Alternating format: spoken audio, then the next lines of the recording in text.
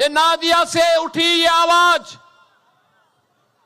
चैतन्य महाप्रभु की भावनाओं के अनुरूप नए बंगाल के निर्माण के लिए आप सबका आह्वान कर रही है।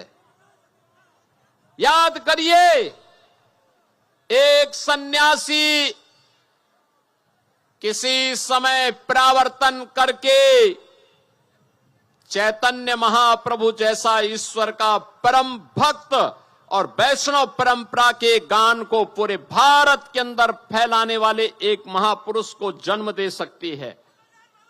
और आज तो हम सब आपके पास आए हैं, हम सब आए हैं। टीएमसी की वर्तमान सरकार यहां की भावनाओं के साथ खिलवाड़ कर रही है।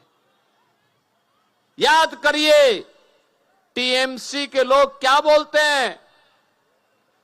टीएमसी के लोग बोलते हैं, बहनों और भाइयों, मैं जब टीएमसी के लोगों के वक्तव्यों को सुनता हूं, उनका एक मेयर कहता है कि बंगाल के अंदर आधी आबादी को उर्दू बुलवाएंगे। बहनों और भाइयों, मैं उनसे कहने के लिए आया हूं, बंगाल की धरती में बांग्ला बोली जाएगी। बंगाल के अंदर बांग्ला संस्कृति के माध्यम से भारत को एक नई ऊंचाई दी जाएगी।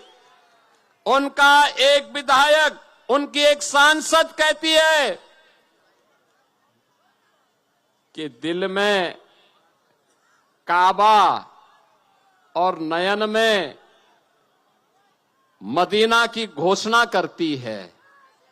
लेकिन मैं उनसे कहना चाहता हूं, ये नादिया इसको स्वीकार नहीं करेगा। नादिया का तो आह्वान है, नादिया का तो आह्वान है कि हमारे दिल में महाकाली है और हमारे नयनों में चैतन्य महाप्रभु का वास होकर के वैष्णव परंपरा को घर घर तक पहुंचाता है।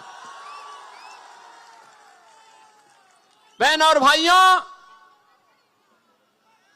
बंगाल की धरा उसी आध्यात्मिक विरासत का प्रतीक है जिस विरासत ने रामकृष्ण परमहंस दिया,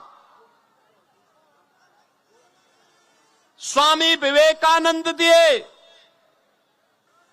बंगाल की इस धरा ने लाड़ी महाशय जैसे आध्यात्म की परम ऊंचाई पर पहुंचे हुए साधक दिए और प्रखर राष्ट्रवादी सन्यासी भारत सेवाश्रम संघ के संस्थापक स्वामी प्रणवानंद इसी बंगाल की देन है।